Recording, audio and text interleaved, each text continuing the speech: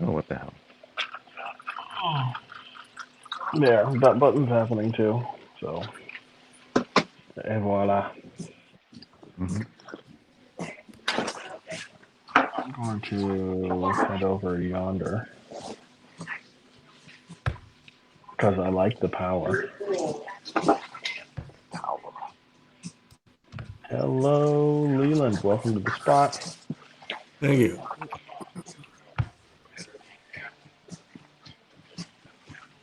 Hey, everyone. Hey, Hello. Rosso. Welcome, welcome, welcome. We are going to play with Paradox today, nerds. And I Hey. think it's going to be a good vibe.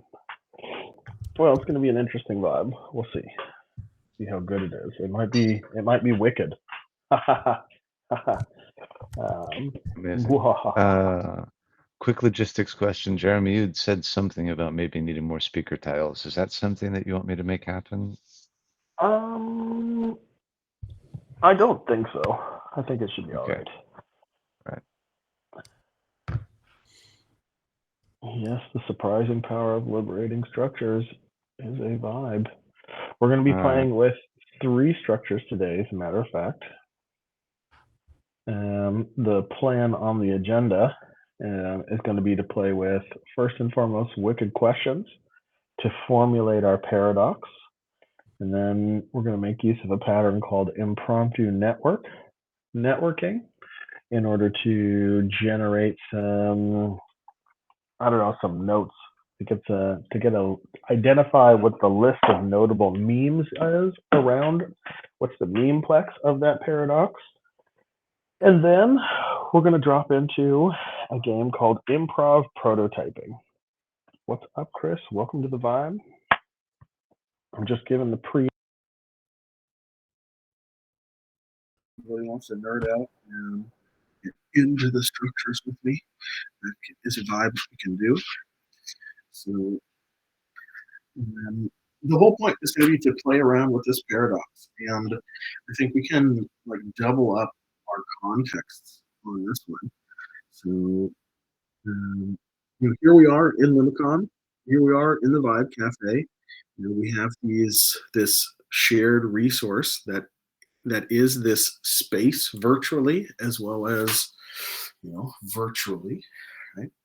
And so what I'm really looking for is like, what are the wicked questions? What are the complementary yet opposing forces that we must face if we are going to be successful in like governing, managing, playing in this paradox, in this commons?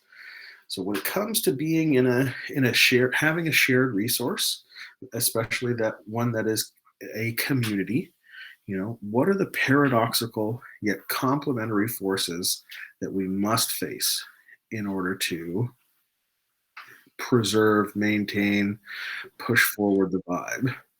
What's up, Leslie? We are just getting kick-started. Have no fear. Jochen, welcome, welcome. So I just gave the preamble. So you just missed that by not being exactly on time. That's the paradox. So, but that's okay. Yeah, that's part of the paradox. Actually, oddly enough, yes, that is definitely a part of the paradox. But our first game, like I said, is going to be wicked questions. And so, where the fuck did my thing go? That was weird. Cat wants to hang out. So the first thing we're going to do is we're going to try and make wicked questions exceptionally easy.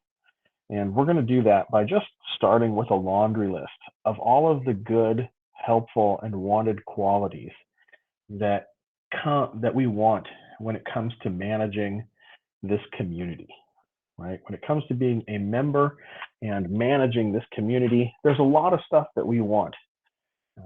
So all we're going to do is just take 2 minutes and grab, if you want to use the chat, I think that would probably be our easiest affordance. just let's just brainstorm a list of what are all the positive qualities that we want to see made manifest in this community. And we can think of these qualities as behaviors. We can think of these qualities as rules. We can think of these qualities as the vibe. What are all the good wanted things we want, we desire when it comes to being a part of the liminal web, to being an active participant? We want from one another. Go nuts.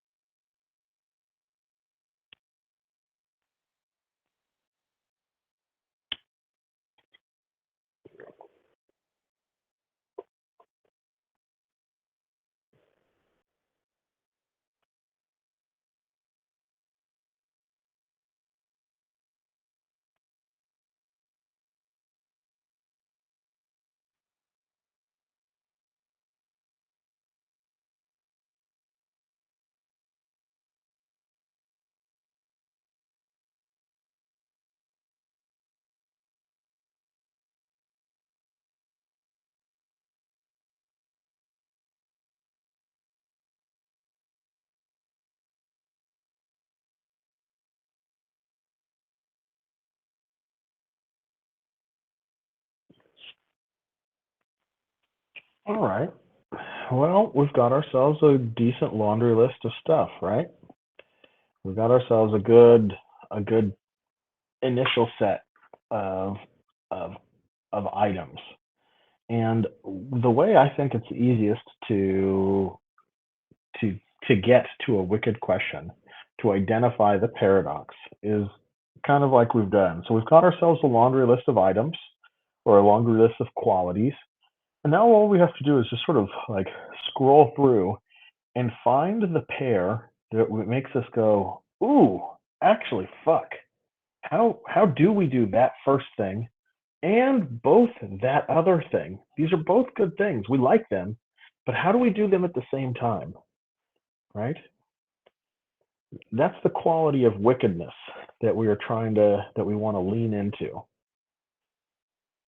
So what I might suggest is we'll just take 2 more minutes.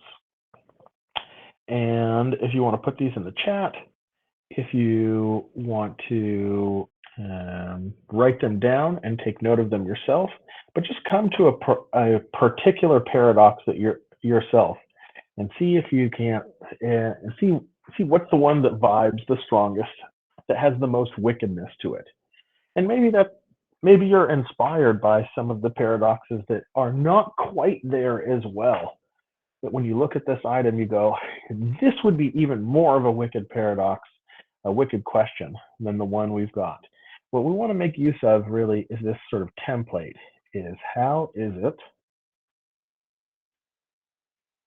that we blank and blank at the same time? Like I said, most optimizing for that quality of wickedness.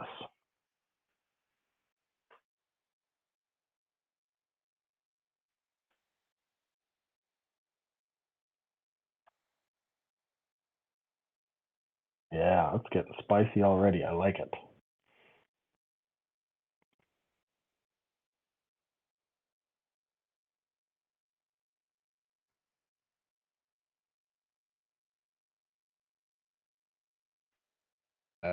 Raising my hand for those who have not played with GatherTown previously.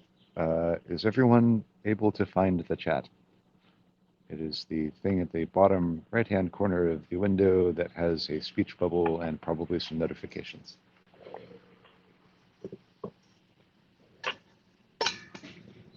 Thank you.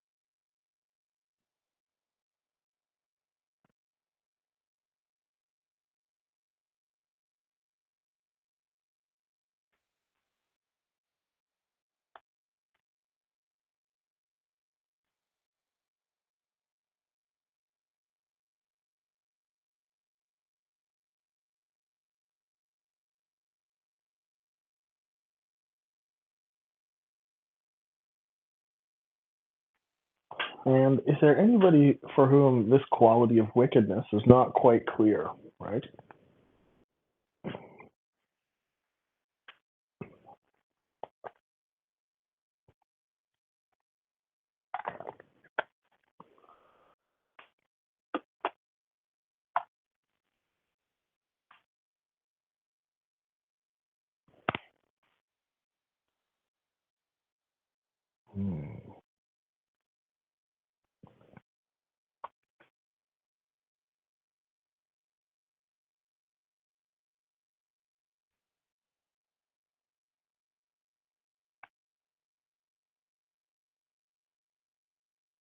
Well, all right then. I think we've got the vibe. So what I want to invite everybody to do then is to take the paradox that you find the most wicked and to pair up. So we're in GatherTown that has the quality of nerds being able to move themselves to where they want to be. So if you want, I can create arbitrary pairs based on my read of the screen, or you can vote with your feet and click on another participant and invite them to follow you. That's one of the affordances that we can make use of to pair up relatively easily. But the vibe is, let's take 5 minutes in pairs to just share our wicked questions one-on-one with another person and like see what the vibe is. See if you can't think of it not as a generative tournament. See if you can make each other's question more wicked, and see if you can find an even more wicked question between the two of you. Something that really gives you the quality of ooh, god damn, how do we do that? And of course, bonus points for relevance, right? We are in the context here of the Limicon. We are in the context here of the Vibecafe. So if it is the thing that you go, ooh, here, ooh, shit, ooh, how do we do that? And when we do both of those things, then we know we've really, really, really got it. So that's the invitation, nerds. Take 5 minutes. I would say, given logistics of this going to be our first, or many of our first times sort of breaking out in Vibecafe, I will propose that puts us back here at the 25-minute mark on the hour. So that gives us a little buffer time to fiddle around with more what's it and see if you can't just sharpen up. Victor, what's the game, my friend? Noting that like top right hand corner of the screen, you probably see like a map view or a meeting view. I encourage meeting view for like one with people, map view for navigating the map. So if you want to do as Jeremy suggested, you can click on participants, like click on someone, ask them to follow you, and then like double click on a table, and then like that will bring your avatars to the table where you can talk to them. And then like double click back here in the center to like reconvene at 25 past. Are there any questions about the tech at this point?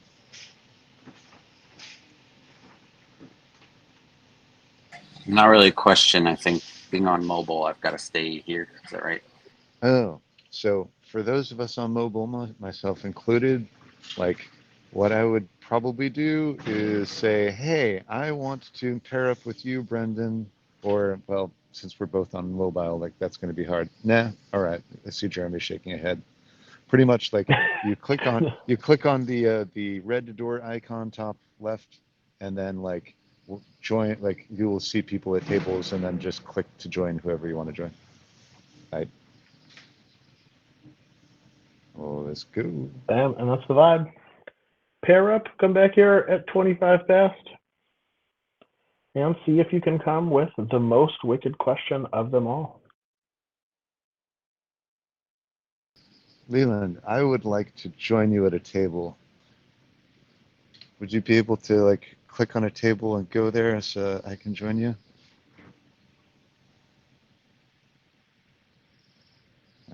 Leslie, I invite you to join us if you wish. Or, hey, all three of us are here. We could just stay here. Yeah, I'm just trying to figure it out. It's a lot for me. Oh yeah, it's New a whole new thing. Cool. All right. Well, let's just stay here. Okay. Yeah, somebody was talking to me. I can't seem to move my. What's this? Somebody's calling me. Let's see. I don't know what I'm doing, so let's see what this person's talking about. Amazing. Leland, we don't need to move anywhere. We can just stay here and like not move. All right, that's very good. I'm very good at not moving. Who do we have? You have Victor. Victor, and hello. Victor. Hello, Victor. So what? Hey there, Leland. What wicked? Well, I offered. Let's see. Let's read ours, shall we? I'm looking at the chat. I'm seeing mine for like inclusive and clear about what is not welcome at the same time. I saw yours for inclusive and merit. And merit, yeah. I see also freedom of speech versus hate speech. Okay. I see also liberty versus trespass. Okay. Another one I offered is like monetary and non-monetary value. All right. Intention and openness. So I like inclusive and merit, and I wrote an article recently that basically says if you form a group, you exclude people who are not being intellectually honest. Okay. And I have a special definition of intellectually honest. It's accurately describing true beliefs. So the accurately describing part of that is traditional honesty. The true beliefs part of that is if you think the Earth is 6,000 years old and I think the Earth is 4 billion years old, those two are not equivalent. Okay. Right. So that's an idea that I had for being inclusive. We want everybody in the room, but if you're going to be there and either just lie through your teeth or hold to things that are blatantly false, you're obstructing, you're not helping. Am I being a jerk or not? You could exclude me at any time. It seems totally fair. Like I noticed that like intellectual honesty and emotional like honesty and self-awareness, like there's like several things that are kind of mixed in for me, you Okay. know. So I think that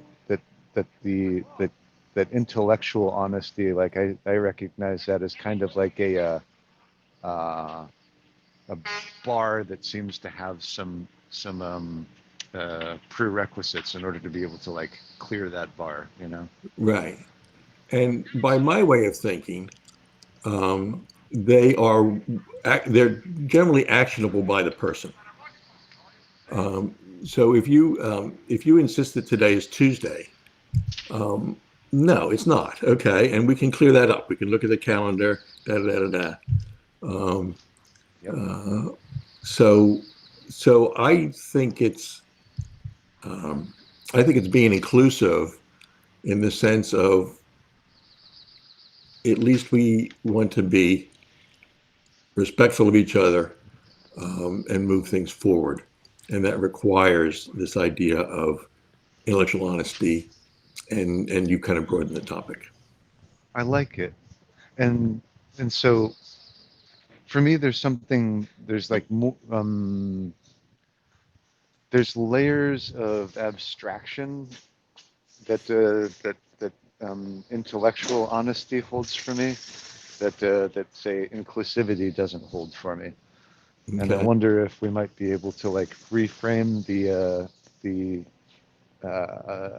paradox, by choosing something, you know, terms that are like more at the same level of abstraction.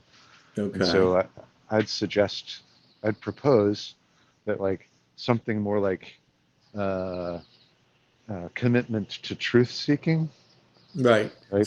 That is part of. I mean, that's part of intellectual honesty. All right.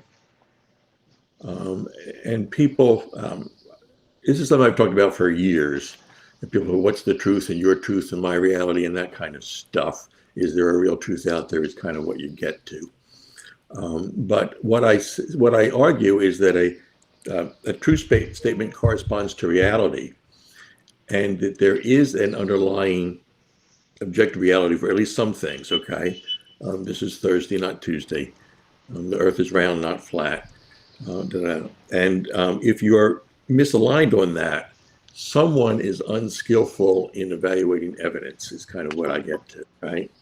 All right. So I I will. So I will hear. I will yes and you at that, and also okay, notice that we're at the 25, all and the right, yes and would probably look something like that. Like, you know, third third person, like, you know, objective reality and like sort of epistemology, and you know, discerning use of epistemology to discern like what's objectively true or not is like right. one dimension. And Oh, also that okay. like honesty and awareness also for me has the quality of like ability to do that in the first person and second person too. Right. And thank you, Oh, Jeremy. laka laka. Allow We me back. to occupy the broadcast tile. Now we're going to pair up our pairs. So take your pair and join another pair and form a group of 4. And same game. Try and blend or like come to the most wicked question you can together. Okay. And we will take 10 minutes for this one. So that'll be at the 35-minute mark. Ready, set, play. How do we know which other group did like what? Is there like some kind of, we just So follow a stay with the random pair? person. Stay with the person you were last with, and Another like one. exactly double date. Yeah. So we're I, kind of So there. Ron, I'd like, can a pair raise a hand to stay here? Yeah. I want to stay here because I don't know how to move around. Victor and I were here, and we invite others to join. So Chris and I are gonna to the east, to this little kind of table on the east. Let whichever pair wants to follow us. Go ahead. So I don't know who our newcomers are here. Everybody's leaving us. Well, let me take a quick glance at something, Leland, for All just right. a second. I'll be right back.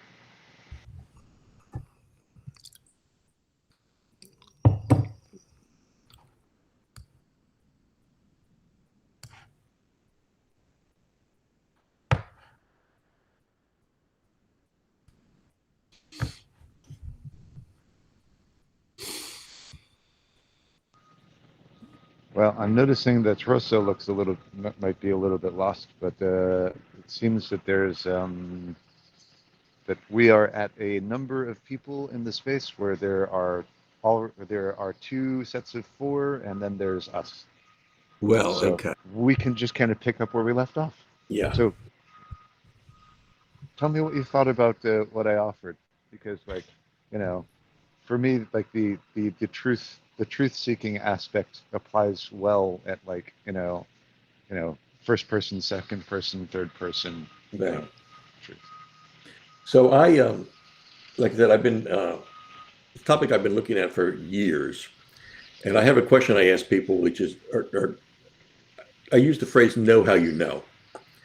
So if someone tells me that the Earth is flat or that the Earth is 6,000 years old, I ask, "How do you know that?" Right. And some people are just airheads. They just say, "Well, I just know it," or "I just believe it," or blah blah blah blah blah. And what I'm looking for is what I call a reliable epistemology, a reliable way of knowing. They should be able, if they're going to double down on some matter of fact, they are taking on the responsibility to tell me how they got there. And that answer needs to be credible, reliable, that kind of a thing. Sure. So, so that's just so that's something I've been preaching for a long time, actually. I texted you the my Substack article called on DEI. Oh, did you text it in the chat here? Yeah, I put it in the. I texted it you privately in the chat. Oh, okay, cool. Then it's probably chilling over at my desk where I'm signed in there. Dope. Okay. Yeah, thank you for sharing that. All right. So, All right.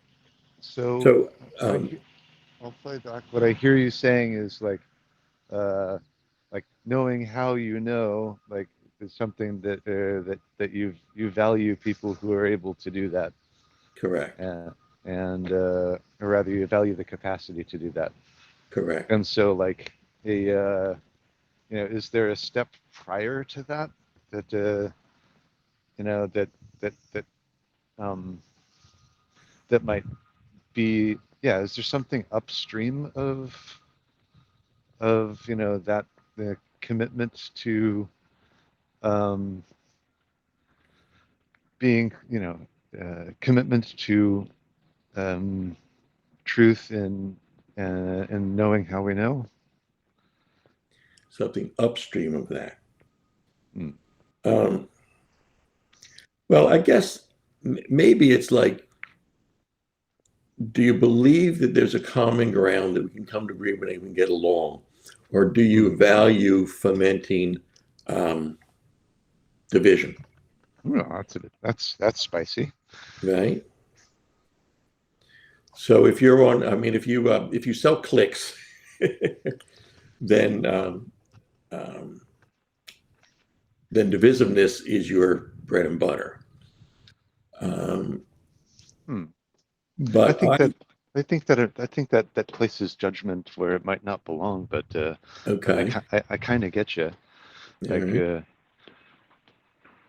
and so I think the signal in it for me is like, um, do you have a commitment to? Okay, do you have a commitment to the idea uh, that like that there is like objective truth or something like that? Well, there is that. I guess another thing that's related to this, I see that's you walking in purple rooms and sitting down there. Mhm. I valued dialogue over even over debate, okay? Where dialogue is a search for insight and other forms are trying to win, right? Sure. So a prerequisite to dialogue is that you're being conscientious in what it is you're saying. You're being careful and listening about what I'm saying, and you're not just being in there to drive us crazy. Right? I want to say welcome to Phil, and I invite you, Phil, to be a part of this conversation. Hello, hello. All right. So please offer that one more time, Leland. So you asked me, let's see, you said I was being judgmental. Well, to back up, Hmm. is there a prerequisite to the idea of knowing how you know? Yes. And I said, maybe it's, can we try to find common ground as opposed to try to always polarize? Aye. You said that was judgmental, Mm. which might be judgmental, but nonetheless, we won't go that meta. And then I offered valuing dialogue rather than debate, okay? Yes, yes, Where yes. dialogue is the search for insight as opposed to debate being trying to win the argument. Yeah, right. This once again resonates for me as like truth seeking. Because it's about what am I valuing, or like what what are my intentions within the discourse, right? Correct. So if my intention is to convince, irrespective of truth, then I might go for a debate. If my intention is to discover more truth, then I'd be more open to dialogue. And I think that for me, then there's a part of this which is amounts to like curiosity, Mm-hmm. and and part of that to me entails a curiosity, or an openness to learning, or an openness to discovery. For example, that my epistemology, or my knowing how I know, right, is always imperfect and capable of coming, being refined. Right. And you remind me of another little phrase I have, which is keep an open mind, but not so open that your brain falls out. Okay. And that's actually a paradox right there, right? So how am I open to experience? But the thing about your brain not falling out is I'm not going to indulge your bullshit. Okay. So I think there's a paradox right there, and they're circling around similar thing. Right. And so the counter, we've focused on that sort of like that side of the lever, and then the other side was something around like inclusivity. Right. And We started, I think, with inclusion and merit. Okay. aye, We went down the path. I mentioned the article I wrote with I exclude people who I don't believe are being intellectually honest. yes, And then we got to you want to be open and learn and all of that, but not so open that your brain falls out. Um, I also want to go back to the inclusion and merit thing in a slightly different dimension, if we're allowed to do that. Um, my daughter's an Air Force pilot. When I get onto an airplane, I like to know that it's not just anybody. Okay. So there are highly skilled activities that where merit needs to be paramount. Okay. So just another manifestation of the idea of merit. yeah. And I think that merit become like the merit as an attribute, right? Like gains sort of importance for me. proportional to like, the level of risk or Yes, responsibility involved, right? correct. Okay. So is there something, so so for me then that places like responsibility or risk upstream of merit per se, right? And it makes me curious whether there's like something there. And then given that merit and responsibility and risk is again sort of like counterposed by like the inclusivity, then I'm now sort of wanting to reconcile the risk responsibility, truth seeking, and epistemology. Like there's sort of like a knot of things now over there on the opposite side of inclusivity. But I want to go upstream. I want to go upstream of risk. Okay. Okay.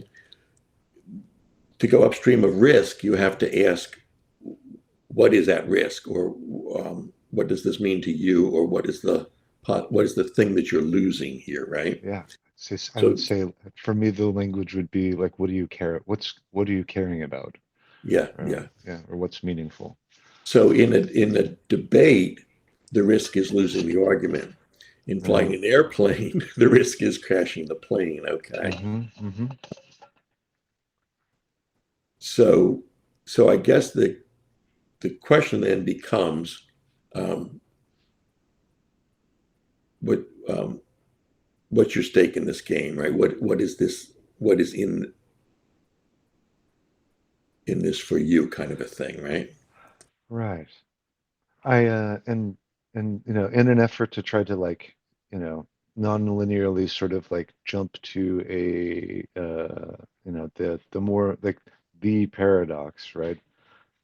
What was coming up for me was something like, you know, how can we be inclusive? How can we, select, what we choose to care about together, or something like that, right? There's this like element of like inclusivity, but like the inclusivity that of we don't weigh all the things we care about equally.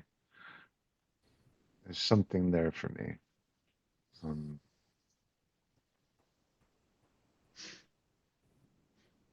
does that seem like too far afield from for you?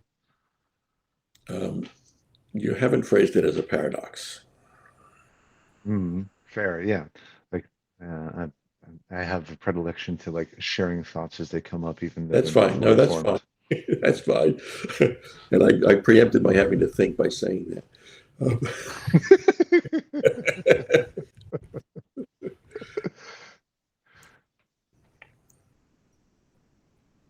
Yeah.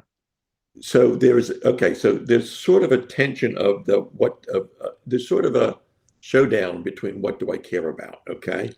Um, with the airline pilot example, I care about that the plane takes off, and you might care about, letting me fly the plane, okay? So those Well, two are like, I know that I care about surviving the journey even more than I care about arriving where I expected to. right. Yeah, those kind of things, okay? Yeah. So maybe when we're talking about maybe so maybe at the base of the inclusion merit thing is, what's at risk for you, what's at risk for me, or what do you want to have happen, what do I want to have happen here, Hmm. and then being conscientious in analyzing what that outcome is, okay?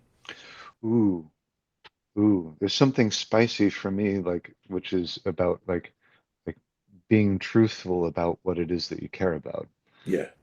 and also that being truthful about what you care about has a quality for me of like, you know, how how how well developed is your attunement and discernment, to even know what you care about and to be able to speak truthfully, about it. Uh, And that requires an understanding of risk, uh, okay, which is not easy, okay. um, well, the counterpoint of risk is like uh, like benefit or like you know uh, Yeah, it's sort of like a it's like the threatening of what's cared for, right? So let's take a simple issue like immigration policy, right? Mm, So what's the risk of letting an immigrant in? Some people say, well, they might be geniuses or they might be criminals. So just even understanding the risk of allowing any particular immigrant in is a problem. What is the risk of excluding the immigrants has something to do with we're a nation of immigrants and we're humanitarian and that kind of stuff. Okay. But even to have a dialogue on that, the characterization of the two risks needs to be conscientious or honest or something like that. right. Yeah, that's fair. And like like, I'm imagining like the kind of dialogue wherein, this topic is come up, right? Where one could focus on matters of like, policy or matters of, like implementation or like there's varying levels of at which the discourse could occur, right? And it all seems that like what's at the base of it is, what is it that you care about? Mhm. And, like, uh, and yeah, and what's risked, about what, about Yeah. with respect to what you care about. And then the intellectual honesty of like, um, of being open to discover whether like your epistemology of like, what creates the risk or like how to manage it, like, then is sort of like downstream of or is a part of it, like it's an important part of it. So do we want to stick with like inclusivity, inclusivity as a quality for me of like openness, um, the merit, all that kind of side, like I again like Well, care, truth. I don't know. so inclusion in the sense of DEI is different than open-mindedness. Okay. So one is including different viewpoints and different ideas and that sort of stuff, which can be done kind of intellectually. But DEI is more like, do I hire this person? Um, Kind of a thing, right? So I think we're using the word inclusivity in those, at least those two different ways. No, I recognize this, and like I'm not. So for me, like the the one that's less fraught is the former, not the latter. Um, so here, inclusivity relative to your like talking about truth seeking or intellectual honesty, right, has a quality of like what do you include as like valid, or invalid, information, Hmm. valid versus invalid, like epistemic, methods, Hmm. like, uh, and I noticed that like throughout my, or like for me, like the what I found sort of like valid or invalid information has shifted over time. Uh, uh, I think I've lived solidly in the realm of scientism for much of my life, Hmm. and now kind of more open to like what's not known, and that simply because something is not known does not make it like, less valuable, right? Right. Information or something. But I draw the line at, well, I encourage people to, if something is not known, I encourage people to say, I don't know, which is very Yes, different from that's the doubling, most double. important intellectual, like the most important signal for me in intellectual honesty, I think. Yeah. Yeah, there you go. If somebody doubles down on something that is almost certainly false, that's a no-no. Okay. Yeah. Um, uh, I'm an engineer. I should maybe you guessed that. That was my background as well. Okay, terrific. And I did write I've been writing courses on Wikiversity. I'm in my 14th year of writing courses on Wikiversity. I have written probably about 80 or 90 of the damn things, and they go into this stuff in some depth. One of them is called Thinking Scientifically, which basically says, if it's a matter of fact, these are things you can do to be as reliable as we know how to on it. But I also have one called Understanding Emergence, which is the idea that everything has emerged and we can't explain it all. And there's a lot of other ones out there. My wife, when we were dating years ago, we discovered that I had never been to a religion class and she had never been to a physics class. So it broadened my scope. Point of order: we were supposed to include a group of paradox seekers, but I guess they got fed up with us. I think it was again more along the lines of just the number of people. It's supposed to be 1, 2, 4. Did not afford that. But we're back. Why do you have a neon sign saying Vibecafe behind you? Because the love of my life gave it to me, and this is Vibecafe. Okay. What's up, nerds? Let's go back in here. Welcome back to the Vibe. Brendan, nope, there you are. Brendan is teleported magically. Let me end all this following nonsense. All right, so what do we got? What were the most wicked questions that emerged from this exploration? Who wants to go first? I nominate Chris.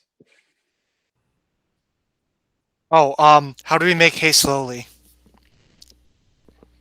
How do we make haste slowly? Yes. Ooh.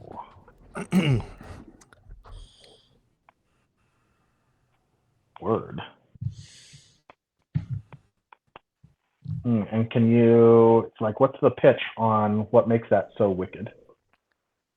Haste feels like urgency, large-scale instant systemic change, and the slowly is like the stewardship, the wisdom, the consideration of the complexity involved.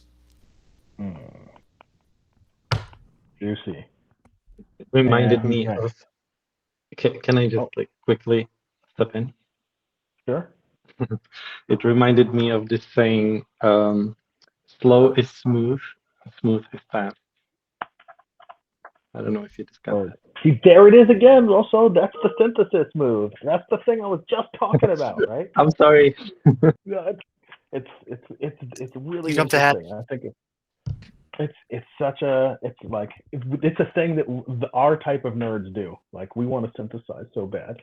But next paradox, who's up?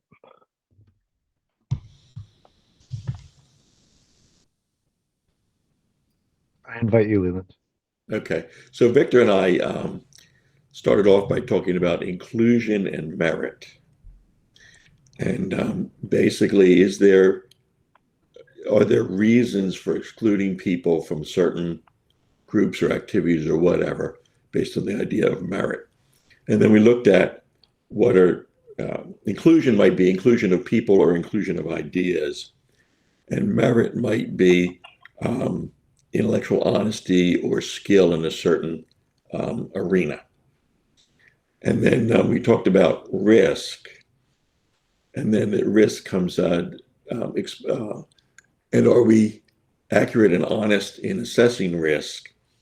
And risk with respect to what? What is it that you stand to lose, which gets at a values question.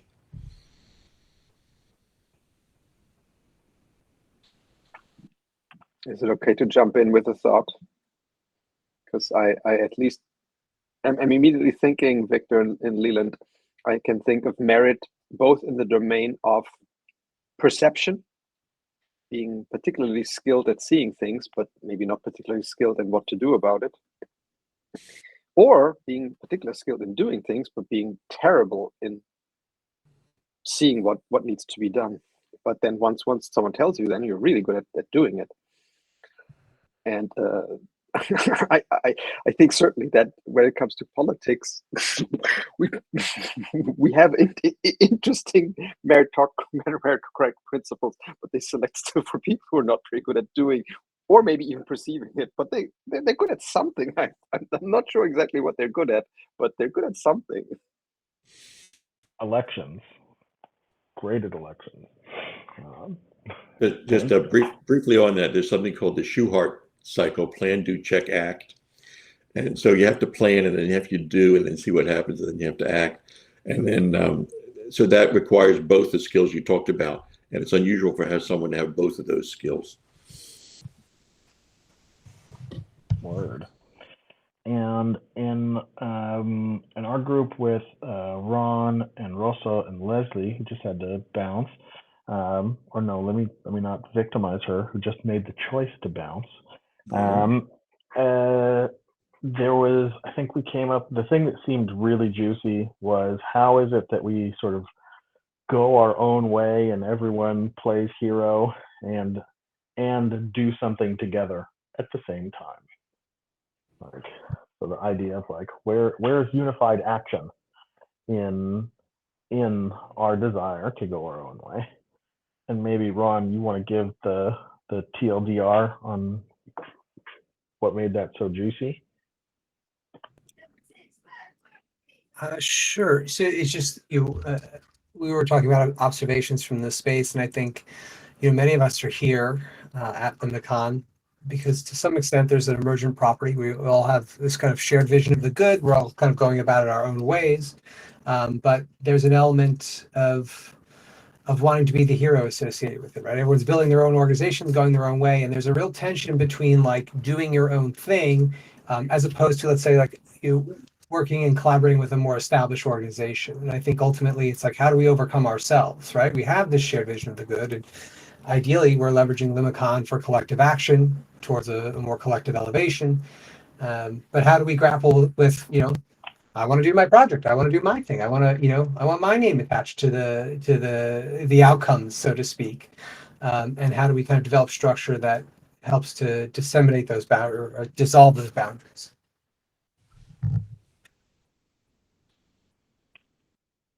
Word. And now we gotta play the game. So like, where is the energy at? So of the sort of three options that, let me try and dump this one in there too. Own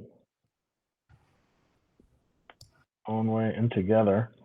Of the options that we're sort of playing around with, when it comes to this community, which is the most wicked paradox that we want to foreground for the next move? Is it own way together? Is it what was it exactly? Inclusion and merit, or was it haste and slowly?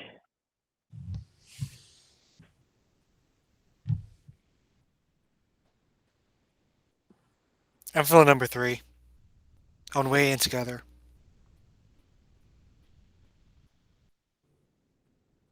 Does anybody have a difference? I'm good with that. The first one more. Can you say the first one once more, please?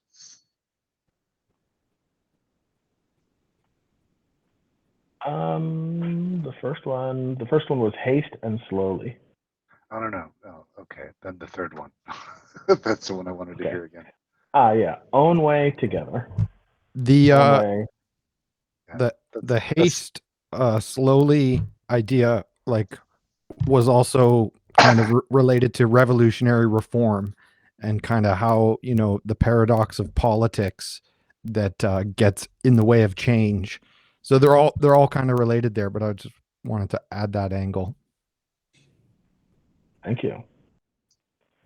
I'm on the solo together thing. All right. So it seems like we have a vibe, my nerds. So I will codify it as the czar of this space. You can all enjoy from my benevolent generosity. Own way together. That'll be our wicked question. So how is it that we do our own thing and act together at the same time? What's up, Brent? As the most humble person in this group, I have to say I've been trying to do this, from the get-go, like going going back a long time. Like, it's all about convergence and working together. And like, there is way too many projects, and I'm guilty of this. Like, my project is like specific to me. It's also has a very generalist agenda. So it's had that paradox built into it, though. Like, I'm always checking my ego. I'm not trying to be a guru or anything. But I'm trying to like shepherd the different groups as well, for our projects to cohere and converge more. Amen. Well, at least Brent gets it. I want to, before we go on a fucking rant fest, because this is exactly the vibe I have the most allergy to, is everybody in one group just talking at each other. Because all of you are such wonderful human beings, what I want to do is actually do the own thing together. What's up, Alton? And friend, who does. Oh man, you're breaking my game. But that's okay. We just landed on a paradox. Let me try and give you guys the recap so you can jump into the game with us. We just landed on the paradox, and that is, how might we all do our own thing and work together at the same time? Right? How might we all do our thing and work together at the same time? So that's the frame that we're going to continue playing in. The way that we're going to play in that is, in our next game, is going to be impromptu networking. Impromptu networking itself is very, very simple. And that is just going to be an interaction of a set of one-on-ones. So we're going to try and have 3 one-to-one conversations. So Alton, your nerds are going to have to figure that out. But generally, we're going to have 3 different one-on-ones, sort of back to back to back. And for the first one-on-one, what I want to focus everyone's attention on is, what makes this question so goddamn wicked? Like, and what I'm really looking for is, what are the specific trade-offs, and what are the memes, right? What are the mimetic, like, how do we define these trade-offs in a way that is snappy and enables us to download a shit ton of information by invoking that aspect of it, if that makes any sense. I guess I could also ask the question, is there anybody that doesn't get what I'm asking here? Eric, the prompt was figure out how we can be ourselves while working together. And then we're going to have different combos or combinatorics. Yeah, we're going to rotate in different one-on-ones. And the first question that we're going to focus our attention on is, why is this so paradoxical? Why are these things so hard to put together? And I'm looking for the ideas, the memes. I'm looking for the qualities. I'm looking for the dynamics that make this paradox really want to slip out. From, if you think about putting the north poles of 2 magnets together, and the way they just never want to seem to occupy the same space. Why does it have that quality?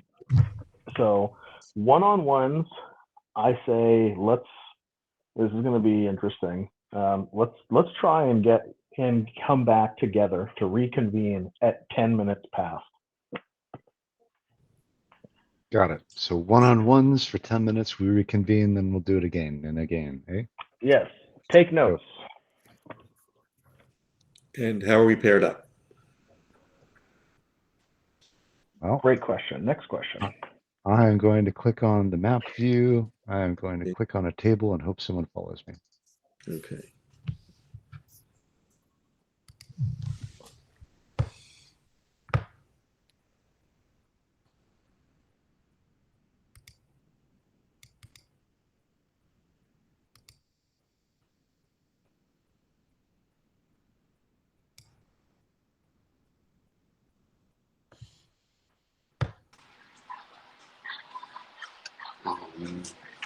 Are we 3 or is there 4 people in here? Is it just you and I, Leland? Yeah, I think it is. I Okay. never figured out how to use the how to get to a table, so we're stuck. Oh, I'm on mobile too, so yeah, All right. it's good we're stuck together. All right, so welcome. So here's my first take at the question. We are inherently ego-driven, so that's the do it my way. And I'm stuck here with you, Brendan, so there's another person, okay? So we are inherently social. So those two things are true, okay? And we inevitably have to undertake jobs, tasks, decisions, whatever, that involve more than one person. And there it is. That's why it's a wicked problem. I think that's a good take. I think another reason it's a wicked problem is specific to this space is people come with a lot of energy for something, Right. and then they've got their mind already on a specific thing they want to work on. Right. And then they see someone else doing something similar, and they want to continue having their stamp on it. I see this a lot where people, you point out to somebody, oh, that sounds like this other project you're doing. Like they might want to go so far as to like look at it a little bit, but they don't necessarily want to give up their own project and share resources with the other. And I think that has elements of ego-driven, but also familiarity and even cognitive capacity, okay? I understand my project a whole lot more than I understand yours, okay? And I know why I'm doing my project, and I don't even know what the hell it is you're doing. So basically, I made the statement, let's see, first-person viewpoint is the fundamental asymmetry of humanity, I guess is the phrase that I made, okay? We inherently have first-person viewpoint.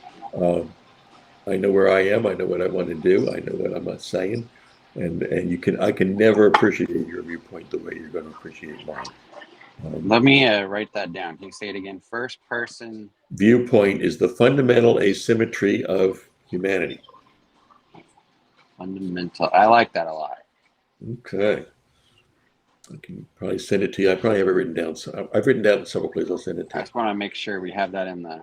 I'm going to attribute you to it too, so that you don't get mad about that. That's good. But yeah, that I think about that too, because it's we've got 8 billion people on the planet now, right? And it's kind of inevitable that a lot of, at least many aspects of our first-person perspectives are going to be duplicative. But so, yeah, I've written close to 100 courses on Wikiversity, all on topics. Many of them are topics related to this. I have a curriculum called Coming Together, and I begin it with 2 essays, one on wise outcomes, wise collective outcomes, and the other one on collective folly. So I give those two things. The best example I've ever found of collective behavior is Wikipedia. Okay, Wikipedia has 6 million articles out there. Turned Encyclopedia Britannica bankrupt. It's considered the best encyclopedia in the world, and it's done by thousands, maybe even millions of people who've never even met each other. So how did that happen? Okay, and the answer that I point to is they've actually come up with a governance model that works. Okay, anybody can edit anything, true, but we've written down what you've written, so there's accountability. And we can reverse it. There's a talk page so we can discuss whether your idea is good or bad. And there's a very clear criteria, which is that statements must be verifiable through reliable sources. So if you put down a statement, and if I put down a statement and you disagree with it, on the talk page, you have to explain why you disagree with it within the rules of verifiable from a reliable source, where all that's kind of defined. So that's my best example of working together. What happens to egos? You're using the screen name, so you've got that. You can fight it out on the talk page, so you've kind of got that. I've been known to take a break, walk around the block, punch the wall, and come back. So you can work that out. But for stuff to go into the shared space is kind of a view of it. So I don't know how to expand that. It works great for Wikipedia. I'm trying to think how to get a governance model based on that. Okay, and I've studied governance models in some depth. I'm reading the book, one we're working on now. What's it called? What are we doing now? That book that our MC. Oh, are you talking about the EGP thing, or no? In inclusion. Damn it. it's okay. I'm gonna look back at it too. Wait a minute. Liberating structures. Yeah. So Jeremy, okay. A week or so ago, Jeremy mentioned to me the liberating structures thing. I think that has a lot of promise as new models for collaborating together. That's that. Yeah. Yeah, I think I've liked a lot of these kind of games that they've designed for this. It does seem to bring out a kind of collaboration. Right. I think the one thing you will run into, is like, okay, that sounds like a great idea, and then somebody's like, I'm working on this other, like, a lot of people in this space specifically seem really interested in governing processes, Right. things like that. But how are they going to come together and say, okay, let's decide on one? Because I'm sure there's multiple effective ways of governance. You think? Let's see. Coming together.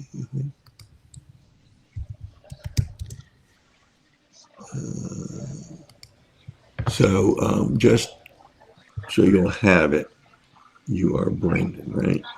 Yes, sir. You are Brendan. Here you go. Boom, boom. That is my curriculum on coming together.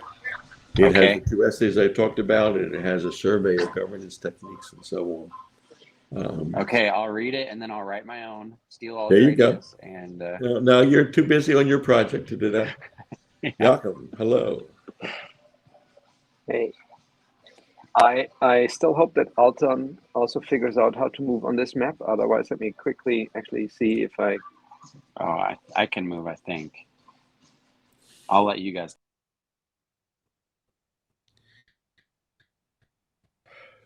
So weren't we supposed to come back here? I was thinking like 10 past the hour. Am I too early? I don't know. You're welcome. I forgot our instructions. Oh, okay. Well, it's also possible. I have no idea how if it's possible to do like. Yeah. Good to see you again. Indeed, someone can do a broadcast, but it's not me, I guess. No, I have no idea how they do it. Available, sign up. No, none of these things. Whatever. Okay. There's Alton. Exactly. And there comes Jeremy, I see, and bang. That's kind of Chris. Yeah, that's exactly right. Yeah, and they delude themselves into, and it's a self-sealing pattern. Right. No amount of evidence presented to them will update them out of it, and then you're like, well, we're not longer talking about a human. It's an NPC over there. Yeah, exactly. Oh shit! I came in for a spicy bit. Ouch. Nice. So there's a lot of there's probably way too much juice in here to like actually go around the circle, because I want to do this 2 more times and then play our final game. So if you guys can take like whatever notes or whatever like is left hanging after that vibe session and dump it into the chat, that would be most optimal, so that we can get a capture on some of these games.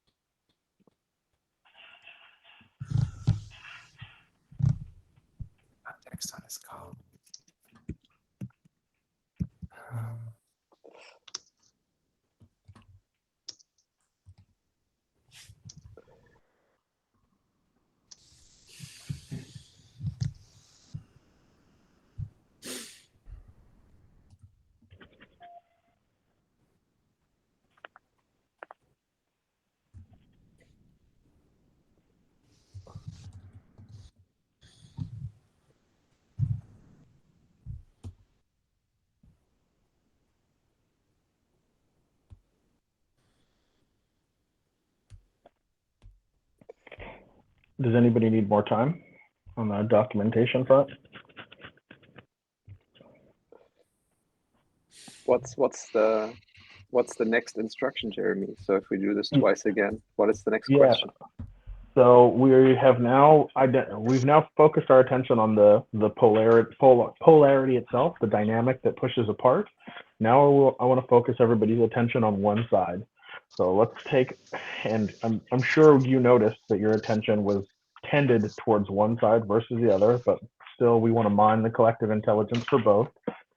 So what is the dynamic that the quality, why alone, right?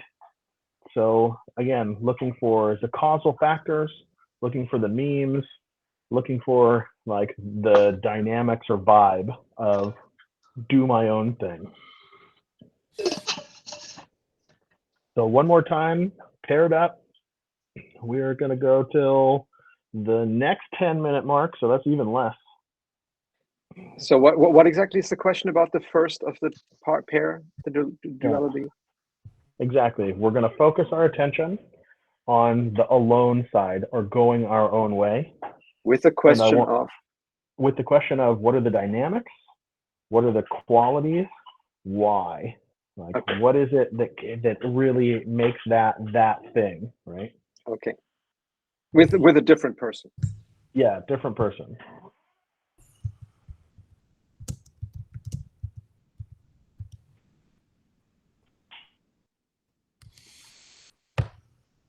Well, Leland, if you're up for it, we can just stay here then. Okay, that's great. Good. Lazy is good for me. Lazy is good for me. So, okay. You are, and yeah. So, I hear you typing. Are you taking notes? This is fantastic. Thank you. I didn't necessarily say that. What I did is I sent you a thing I wrote some time ago called "Coping with Ego." Uh-huh. And basically, since it is ourself that has our attention during self-talk, we are constantly listening to an inherently biased and one-sided point of view. Basically, here it is. Seeing things from your own point of view is always easier, and firsthand experiences seem more real than understanding another's point of view ever can be. That is why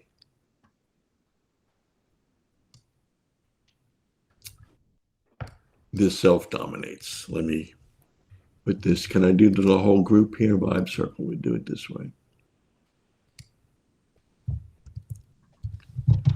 So that's why the self dominates. Yeah. And I would go one step further. It's not just like the seeing, but like really that experiencing. Yes, this kind of like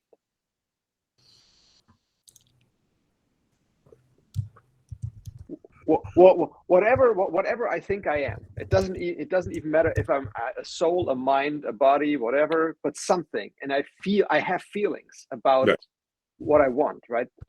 And I cannot help but feel that if what I want doesn't happen, there is just an experience of badness that is inescapable. Whereas like if someone else doesn't get what they want, tough. It's okay. Yeah. Right. So I'm just married in my experience to the pursuit of my goals. I cannot escape from the joy that comes out of seeing my own goals manifested. But like the other people's goals, what do I care? I just don't feel anything about them immediately. It doesn't present itself to my experience as relevant. It's just not as relevant. And there's just on that. Do you have children? No. Oh, okay. But I do agree that there are some conditions under which that default, let's say, this broad default isn't necessarily true, but it typically requires some special circumstance. Right. I have to join you guys because I'm the odd man out of all the other breakouts. That's okay. So why is Why is this self-dominant? Yeah, so ego came up in mine and Jeremy's previous breakout, and I said yes, we're all egotistical to some point, and to Johan's point too. But what came up for me is like, yeah, okay, but it's so easy to do nothing and to be complacent and to be egotistical in a much more self-serving way. Like we might all be showing up with our own projects and egos and personal narratives, but we are trying to, join a collective project. And so, you know, the turning away and not caring and feeling paralyzed to do anything about the problems of the world is also ego. So I drew attention to that kind of paradox. And then what I'll bring kind of to this, to bear on this conversation, is a quote from Henry David Thoreau.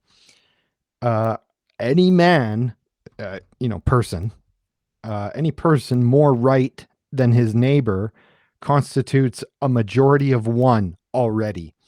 And I like that quote, and that quote always stuck with me. It's from Civil Disobedience, but it always stuck with me because we're talking about ego. But what if you're right? What if it's not an ego and you have some political conviction that you have to push and advance, and you happen to be right over an actual majority of people? So Thoreau has this concept of a majority of one, and I just love it because it's like a way to break the hegemony of democracy and the way democracy can go fascist and whatnot. So Einstein has a quote, unless an idea is ridiculous, the first time you hear it, it doesn't stand a chance, is roughly the quote. And we've seen Galileo and the Pope voted on whether the Earth or the Sun was the center of the universe, right? And Galileo was in the minority, but he turned out to be right. So I think a lot of that happens. Okay. And we are at time, I think, already. Okay. This was a very short one. All right. So, but we are in the main room, so like we can just wait for everyone. Oh, good, great. yeah. But he said 10 minutes still, didn't he? Like, so. No, he said till the 10th, and it's 21. Oh. But we're in the main group, so people will join us. Yeah. So the funny thing is, as you said, Brent, I think that in itself is already a paradox, right? Boom. Because my nervous system clearly is laid out in a way that if I feel I'm in the right, I will just pursue it. But it doesn't mean that I am right. Unfortunately, my nervous system is not smart enough to figure out the difference between I feel I'm right and I'm right. That's the whole point. It's and there's just no way of settling that other than Unless I ask you, explain to me.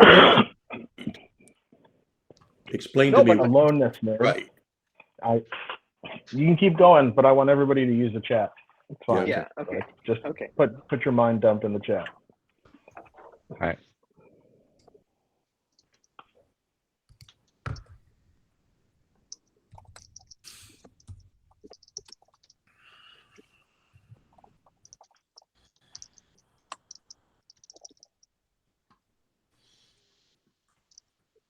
Oops. And I will.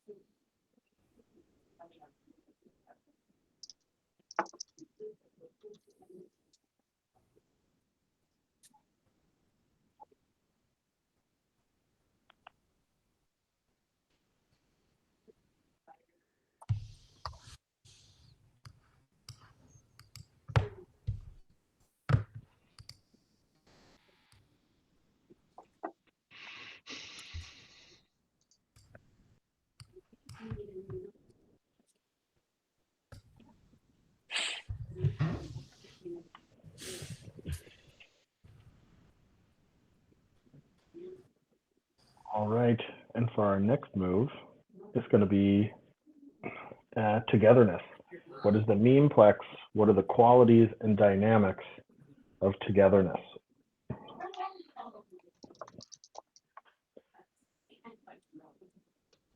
Yep, let's kind of try and come back on the half past mark. Pair up, make it happen.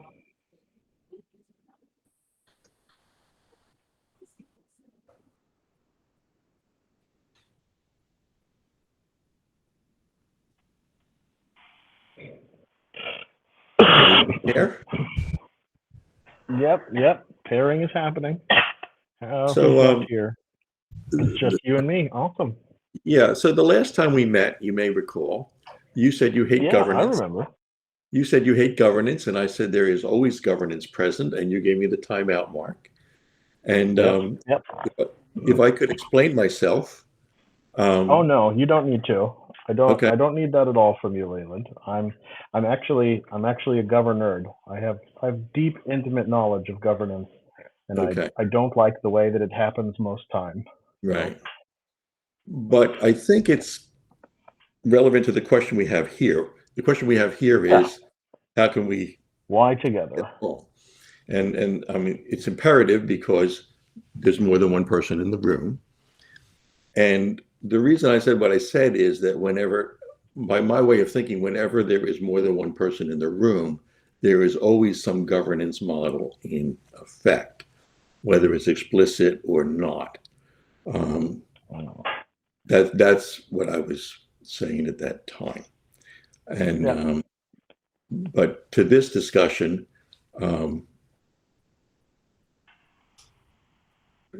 we are social animals. I mean, we live in a society. There's always more than one person. Turns out even Robinson Crusoe regretted his decision, wanted to get back with people. What? Yeah. The story Robinson Crusoe, I understand, is based on a true story of a sailor who asked to be left on the island. And after 4 years, he was glad to see the ship return. So interesting. So anyhow, word. You know, we live in a world with many people. Collective action becomes imperative, and you've got to make a decision. So that's the together side of the paradigm.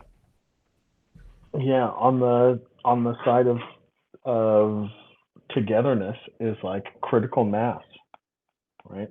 I think individually we're very easy to ignore, Right. but as a group, I think things get much more like it's hard to then just be dismissive of a large group of people, wearing the same color T-shirt. I think that also attracts interest, right? Right. Power comes from alliances is another way to think about it. That's clear on Survivor. That's clear in voting. Might be clear in swaying public opinion. So all that is there. Word. Politics exist. It struck me recently that decision making is one task that's made more difficult the more people you include. Right? If you're raking leaves, the more people, the easier it is. If you're making a decision, the harder it is. Word. If you're deciding where to put those leaves, then you've got more information to parse. Right. Yeah. So what is the quality of togetherness? Like, what does, like, we've come up with some compelling arguments for sort of like why it's required, why it's necessary. But like, what are the dynamics, or how does it feel? What's the vibe? I think a key one would be inclusion or exclusion. And that can be certainly physical, but then also, am I greeted warmly? But then also, are my ideas given consideration? And then eventually, are my druthers included with the outcome? Can you say more about that part? Well, if you come into a meeting saying, I want to do X, and the group says, yeah, that's a great idea, let's do X, then you're included probably along all those dimensions, right? If you're welcome to the room and nobody listens to you or gives you time to speak, or when they do speak, they all say, well, that's a dumb idea, then that's exclusion, at least at the decision or action level.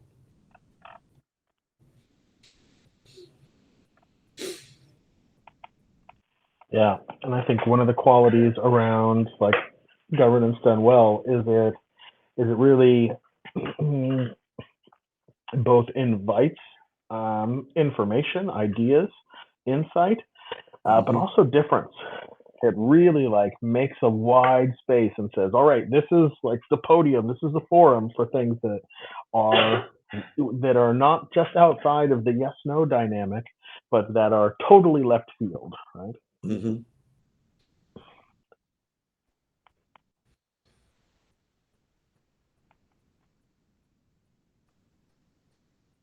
Yeah.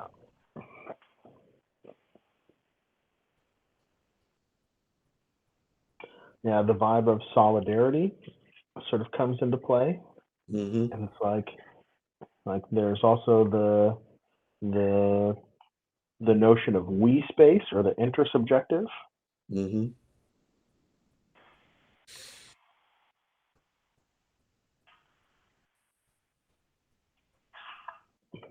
Bam! Look at you nerds.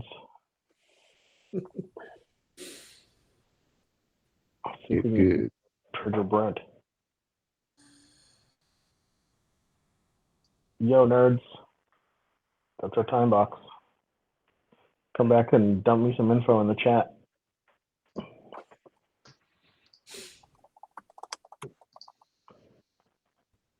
Like, I feel like Brent and Ron could just get locked. Like, anyway.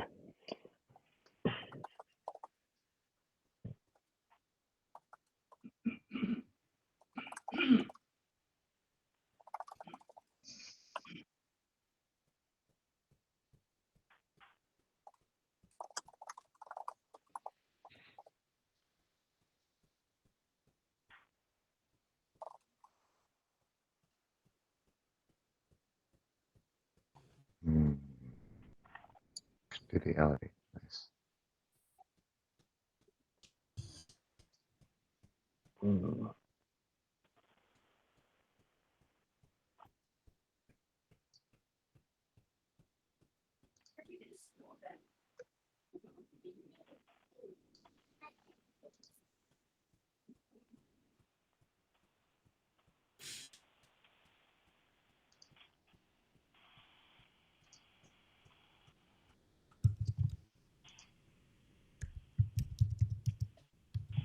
Yeah.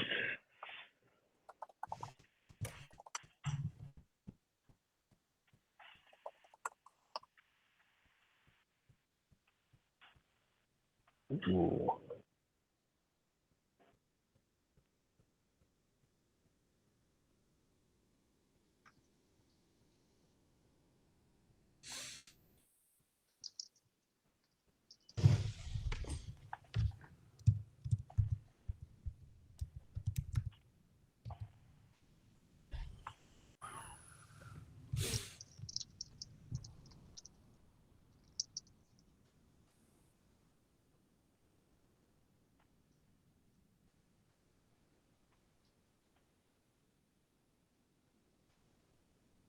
All right.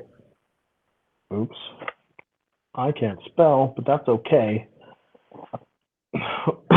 So, all right, we have started with paradox. We have explored the dynamic. We have explored both the qualities of both sides of the dynamic. Now it's time for our grudge match. In our final move, we are going to play the game of improv prototyping. So what I'd like to do is I would like us to sort of set the stage or the stage is quite well set. Here we are, Limicon. Here we are, Vibecafe. We have the paradox of both everybody wanting to be the hero and go their own way, and also having a desire for collective action at the same time. So I would like someone to volunteer to take on the role of like that the archetype of the heroic go your own wayness, and someone to take on the role of the archetype of go togetherness. Who wants to play?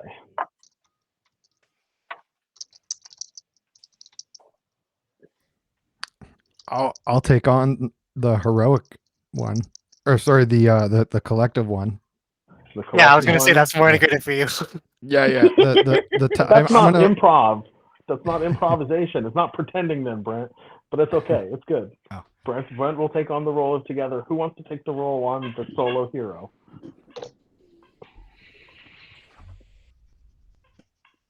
Okay, sure. I'll do it. All right. Victor is going to be our solo hero. So what we're going to do is we're basically going to pick at random out of this memeplex that we've associated, and we're going to create like a scenario for them to play with, right? So one of the first qualities is blah, blah, blah. The trade-off between beliefs and objective outcomes. So that's our playing field. That's the dynamic that we have at play, right? We have the trade-off between beliefs and objective outcomes. Figure it out. And the particular particulars that we're trying to navigate is the quality of the feeling of power in having a foot on the path of one's own. The feeling of power in having foot on a path of one's own with diversity of ideas from the collective side. So like these are our prompts. These are the memes that we're going to play with in this specific scene, right? Oh, bro, can you please repeat it? Because I'm not going to be able to remember it. I'd rather have it in the goddamn chat, man. All right. Does anybody remember what I just said? I don't. I should have wrote this shit down. Beliefs versus objective outcomes, and foot on the path of power, and what was the last thing? Diversity of ideas. Okay. So belief versus objective outcome is sort of the dynamic that's at play. You know, we've got, you're going to take direction as our hero with you know, walking your own path, right?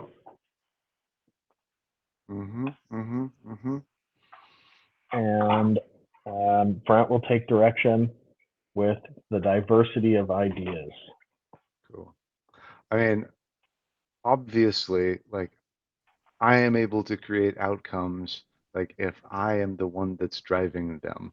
If I have to, like, work with somebody else and go through that bother of alignment, I mean, I'm not saying you can't get there. It's just clearly a faster path to get there if I'm if I'm the one creating the outcomes. I think if you don't need anyone else, that is. You're not playing Yodan.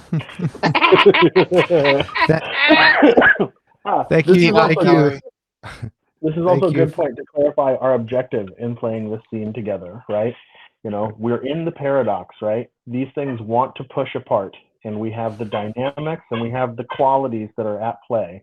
And my invitation is, how might we both do our own thing and go together at the same time? So, action. Yeah, thanks for the diversity ideas. Just broaching the dialogue here. Yeah, Victor, if you're going to do your own thing, you know, it's going to have effects and consequences on me and everybody else, and we want to make sure that vibes together. You know, democracy and, you know, pluralism, they say, are like the least worst option of governance, right? You know, we got to have some opportunity to, you know, reform and revise your agenda, and vice versa. So why? I'm the one doing it. Like, if I'm the one doing it, then why would I give two shits about what pushback you have? Yeah, so I like this, because if I was going the heroic, going my own way route, you know, I'd say, well, let's compete in a sort of market and let the better man win. Let the best ideas prevail. Which is But the game, by even, the way. Sorry. I say, and that is the game that we're playing, I think. Yeah, but even me in all my megalomania, wants to work with a community, wants to, rally people towards collective goals and collective action so we can actually achieve that. And in fact, whatever your agenda is, it might be a faster way to achieve it. Otherwise, you're just one man going up against a system. Well, not going up against a system and playing within like an established game, right? What I'm saying is that and yeah, this is fun playing a role.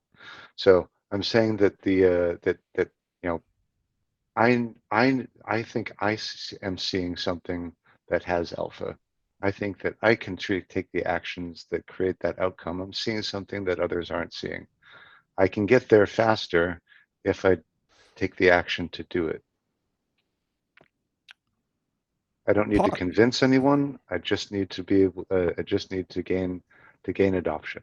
Possibly, like if you're an entrepreneur, you're just trying to do something kind of self-directed. I guess who can stop you? But like I think we have a common undercurrent, which is like positive social change.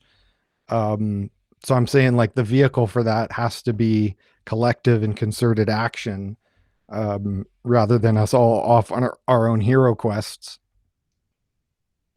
Well, if we're all off on our own hero quests, doesn't the world need more heroes, man? I'm reminded of a phrase or a series called "The Shameless Worship of Heroes," where it kind of went throughout history, and there was this great man theory. I used to be enamored with great man theory, like, oh, I'm going to be a great man, but it's actually quite ridiculous because none of it happens in a vacuum, and a lot of so-called great men, paradoxically, were awful. Whether they were just pure villains or mired in hypocrisy and owned slaves. So, I think, the challenge for me as a pluralist is I'm inviting you to a collective project, and you're potentially choosing the harder path of going your own way. Well, so we're already in a collective. By the way, like, okay, I think like Brendan's taking me seriously. So like so we're already in a shared project. The question here is about like the path to creating outcomes. And while like strong man theory or whatever, like if we are not all stepping up to be a hero, right, then those that choose to do so are the ones that are going to be driving the outcomes. So in this collective endeavor, I think it's a much better idea that we each, come into our own agency and take the actions that we see that are available, because we know that we are seeing something that nobody else can. We're always in the perspective that's our own, right? So by taking our own action in order to create the outcomes that we see, we are making a contribution. If you trust it, like that we are like, all motivated by some sort of like higher, higher attractor or value or something, then clearly us taking our individual actions like can't be like counterposed or somehow like net negative. Yeah, there's a lot of assumptions in general, not just in what you're saying, but that there is an inherent collective intelligence. If we're all going for game B, it's just going to work out. But I think it needs to be named and made explicit more, for various reasons. So we don't have redundancy. Like maybe you and I have similar hero paths, and we're just, like it's not efficient. There's no leverage in doing everything yourself. So we want to get rid of redundancy. And in computer programming, the principle of abstraction is to do with that, to do with distilling the functions and rules and stuff to eliminate redundancy. Well, So yeah. I mean, but that's sort of the Thank you, the nerds. force of Thank you, variation nerds. and selection. All right, We need the scenes. variance. Game over. Thanks, nerds. Scenes. All right. So thank you guys for playing. Number one. The next move is going to be to like split into, I propose, 2 groups and sort of do like a debrief on like what did you see, what were like the elements or the moves that were played in that scene, and what might be better moves actually, and to sort of like if as each of these groups is going to take on the question of both debriefing and rewriting the scene in like uh, your own style, right? And then we'll see if either of those groups wants to come back in and like again like play out their scene for us to give us their happy flow. So that's the vibe. 2 groups. I would propose like 10 minutes. Then we come back and see another scene.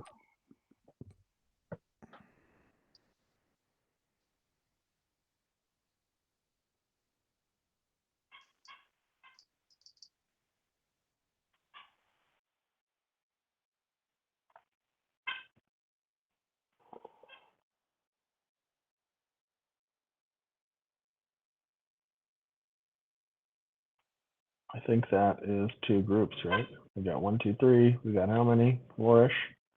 Cool. All right, we're there. So, what did we notice in the scene? What were the moves that were particularly seemed effective and like also very salient?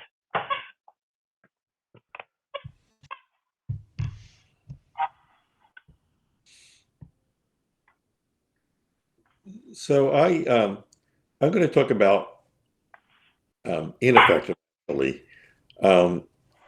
It was approached as a debate, I think, rather than a dialogue, and I think there's a tension there because it's not that there are heroes and there aren't collective, or that there's a collective and that there's not a hero. Okay, I think we know pretty confidently that both those conditions exist. So to just bolster the arguments on one side rather than the other might be sport, but I don't know that it gives us any insight. I think they were both pretty good at bolstering their side, but you can kind of see that they're almost straw men just because we know they both exist. Yeah, I vibe with that. There was definitely some like compelling arguments on both sides of the game, but they didn't seem to like there was no like genuine movement. There was kind of like a play within in Victor's play of like, yeah, but then we are doing it, and that felt like something. Anybody else? Yeah, it's kind of similar to what both of you've said, which is what I found myself focusing in on was like, yeah, they're both constructs, like the individual and the collective are. I'm not sure that they only have meaning when they're kind of straw manned against one another, really. Yeah, I don't specifically about the exchange they had. I don't know that I have more to say right at this moment.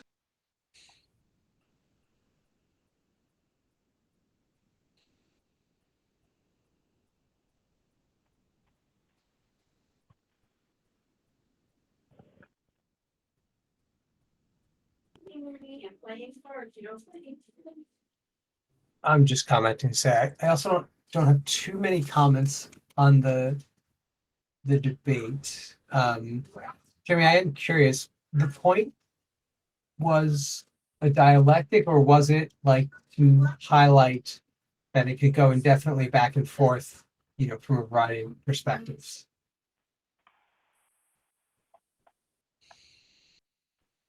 Yeah. I don't know what the point was exactly, but for me, the point seemed to be to amplify the voice of the two ends of this paradox that we've been working with this whole time to try to really gather together everything we've collected about our contemplations of these, and then really try to hear them if we really, purified form, like of each end of this spectrum.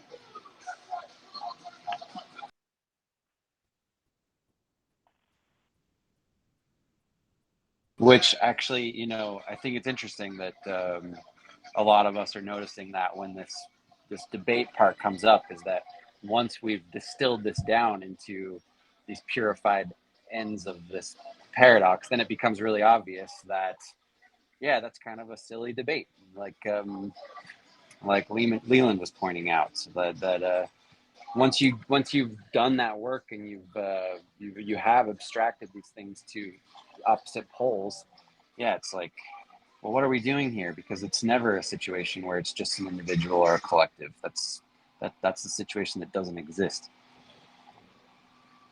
Hmm.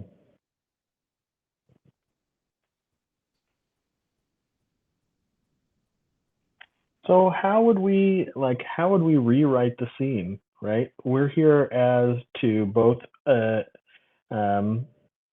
sort of to debrief what we see as the successful and unsuccessful chunks of the scene. How might we prototype a new scene? What would it look like in a happier flow? I think it's something like this. Each of us is an individual.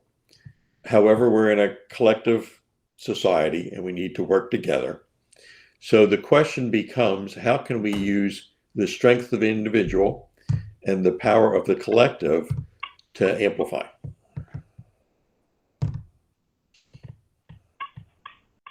For sure. So I think that's definitely the question. And what are the moves that you think get us there? I think some of the moves in dialogue there would be to have the voice that's kind of playing the individual, think of itself as a collective, that it's, just like the organ system of the human is like multiple parts working together. So the individual already is a certain membrane around what's a collective, and then have the collective think of itself as the individual, where maybe that's a stretch, and we don't want to think of ourselves like as Gaia or something like that, but a collective being a group of made up of individuals. So I don't know, these things are pieces of the same structure in some way. What if during the conversation, one side would say, good point, if the other guy said something that you thought was true and useful? And then every time you say good point, you can record common ground. And if somebody says something that you say, I can't really agree with that, then bring out what aspect of it is not acceptable.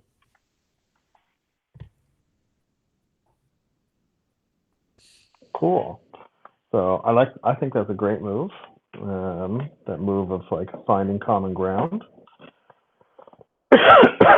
In general, in terms of this specific differentiation, are there any other moves that we think that could lead to more of the vibe in the scene that we would like to see? I think that some problems are more amenable to the lone wolf, and some require the collective. And it might just be that it's situationally determined rather than one's always better than the other. So the question, like, in what situation is collective better than alone?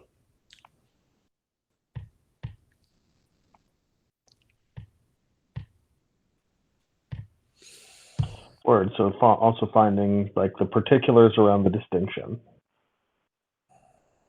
Something and the relative advantage. That first discussion was really kind of questions for the other side. I think that element might help.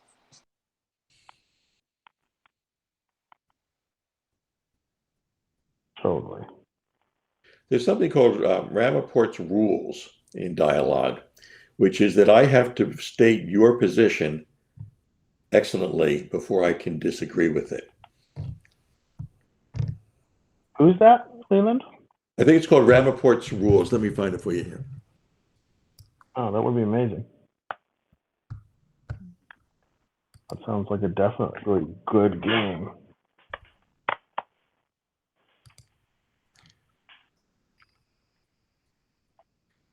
So we've got ourselves some chunks of what I think is a good scene. So like one is like finding that common ground by good point. Two is sort of finding the distinction of when sort of one is better than the other. Like where's the spectrum at that, and where might we be at in that spectrum? We've got to move around, questions and how those might be superior to statements, and to get us to the vibe. And then we have this question around, like, I'm going to sort of summarize Leland and say that sounds like reflection, like the move of reflection to re-articulate, to sort of steel man the point before I can disagree with it. Steel manning is a short term for that, correct? Cool. So do we want to like play out the scene for the rest of the group?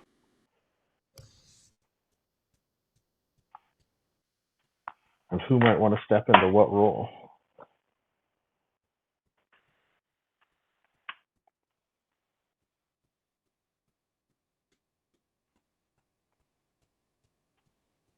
I want to hear Leland in which role do I want to hear him in? I want to hear Leland in the individualist role. Thank you. Yeah, I can do that. I'm a little foggy right now, but I'll do what I can do. Cool. And Brendan, would you take on the role of collective? Sure.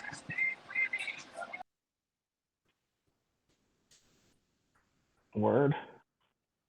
Good hanging out, Ron. Well, let's call the rest of these nerds back and see if we can get in another iteration.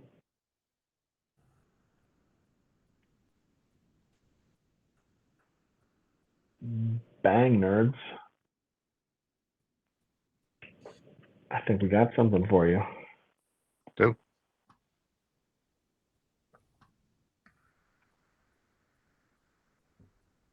Yeah, it was pretty juicy. All right. Just to make it explicit, like, we're playing this game that is improv prototyping. We have seen an iteration of an improvised scene of what the vibe is like. We've now done some debrief, and now we want to see, like, what have we learned from that scene, and how might we chunk it together with in another scene.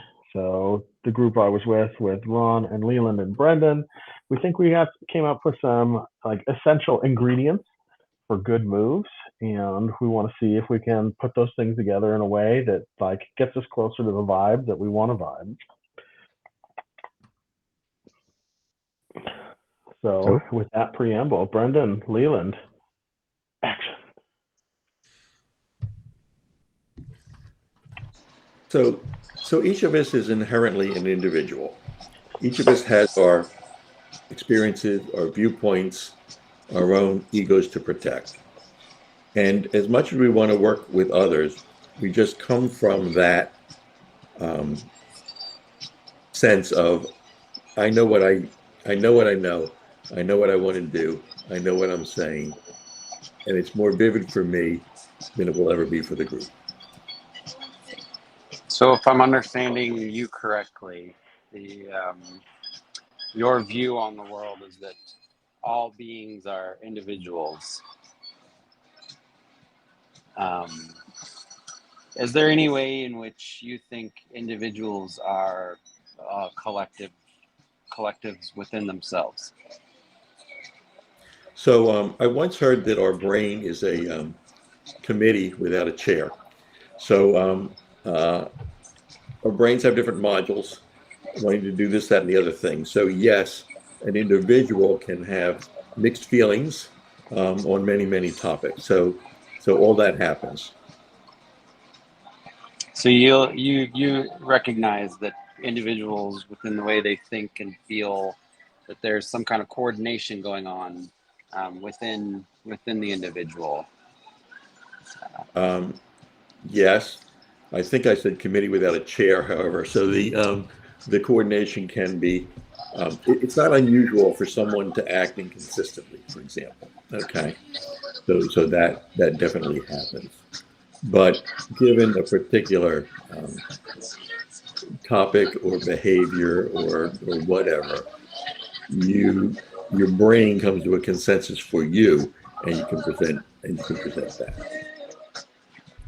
I'm interested if you could talk more about how you in your philosophy, how the brain comes to that consensus. I'm not a neuroscientist, but it's some form of voting, or it's actually weights in a neural network is actually kind of what's going on there.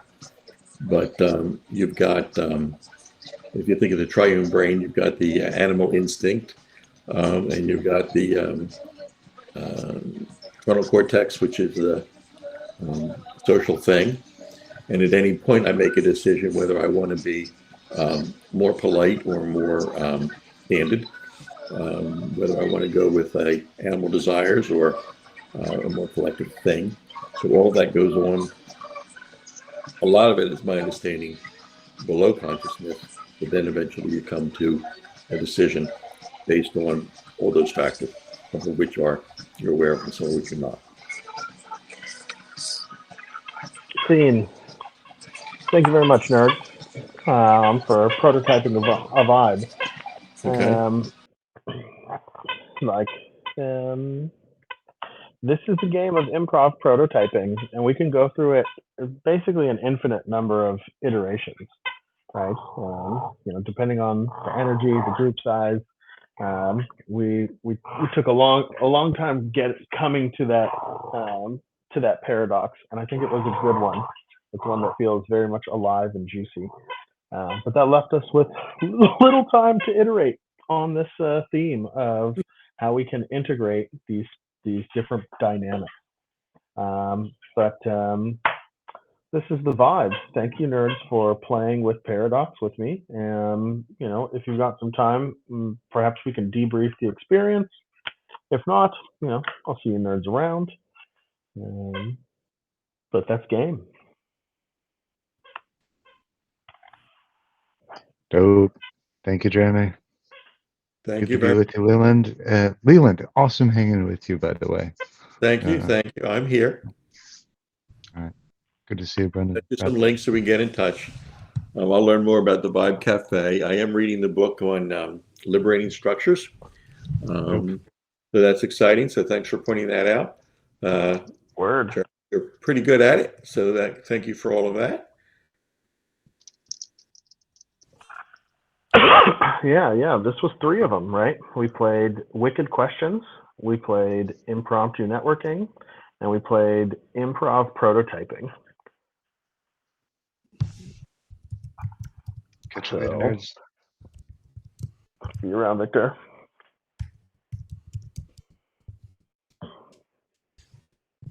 The secret thing is I'm going to bounce back in just in case Jeremy hangs out. I just need to head switch over to my phone. I can stick around for a couple minutes just to debrief, but oh hell, there's another session. That's right. I was going to jump into that. Never mind. I lied. Ciao. I'm trying to find Victor.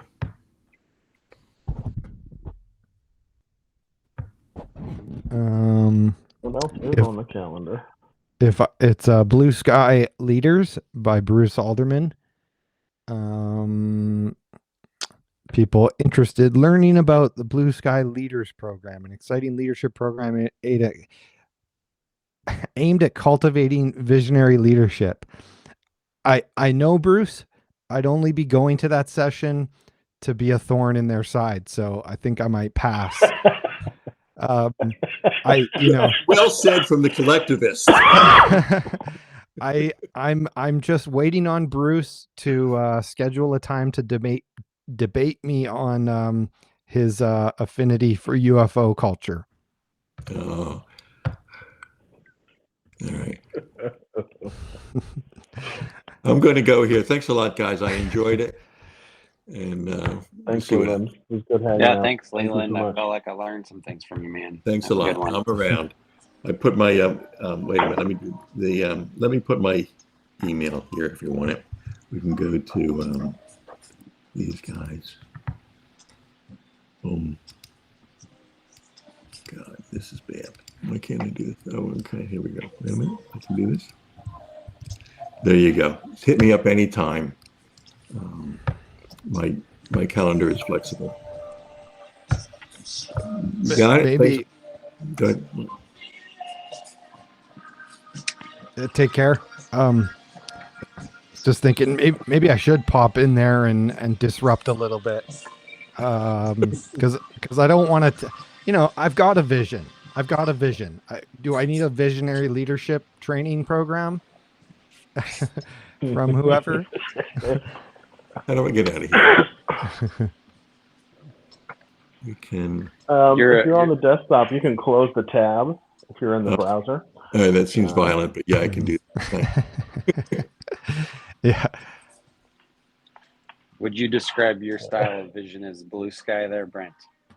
It's interesting phrase because there's a term from business, blue ocean strategy, which is pursuing something that's not popular or being done at the time, trying to kind of take a completely original tack. So I always like that blue ocean strategy, even though I apply it in a non-business kind of sense mostly. But yeah, I'm not sure what their blue sky leadership program is. But it's through the Center for Integral Studies, and I'm fine with some integral stuff, but I'm past it. I don't, I can't, I'm allergic to the color schemes and reifying those levels of analysis. Like the goal is to become some sort of teal leader, right? But no thank you, no thank you to all of that kind of baggage. Yeah, I integral is an interesting topic because I'm not sure.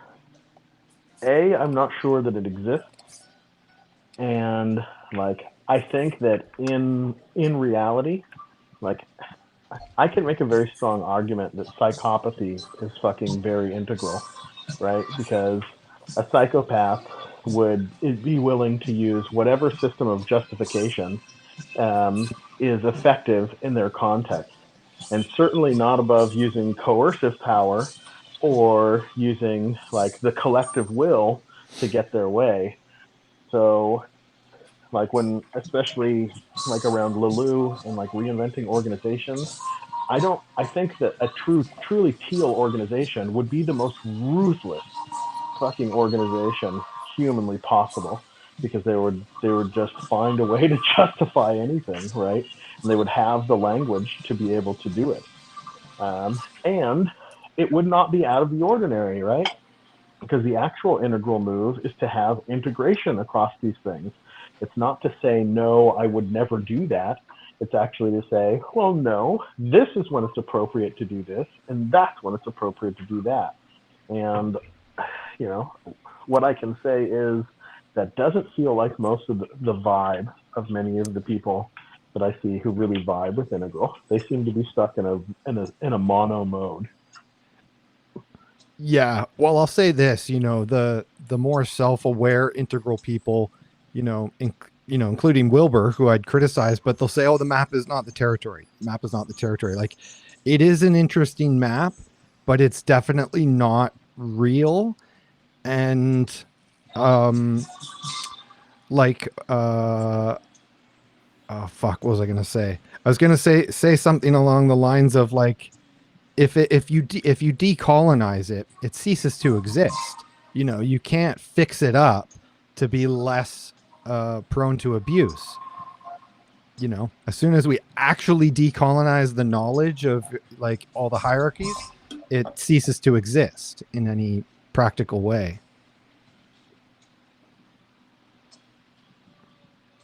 I don't understand that sentence, but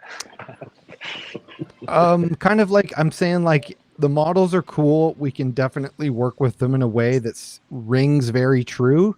But if you deconstruct it, it's really hard to reconstruct it, and you get back to the same point, you know, and it just becomes a recursive problem with psychopaths rising to the top of it. Um, does that make sense? kinda.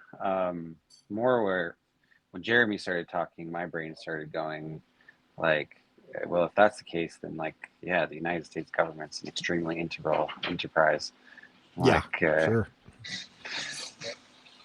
where yeah, they Totally. know how to, and it is like that. I mean, I've been watching like a little bit about the, you know, the current topic of like Gaza and stuff, and it's like they've got their PR person saying all the right things as long as they're in the right.